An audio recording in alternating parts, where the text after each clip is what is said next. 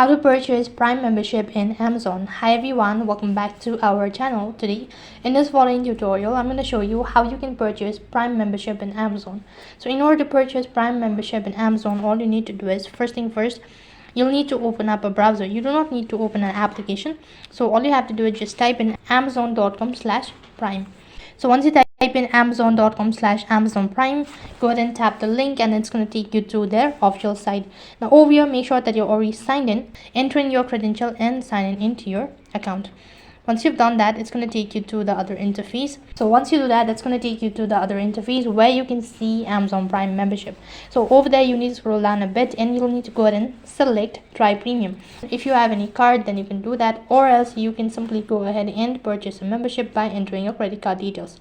So that's how you can buy Prime membership in Amazon. That is all for this video. I hope the video was helpful. Make sure to like, share and subscribe to our channel. Thank you for watching. See you in the next video.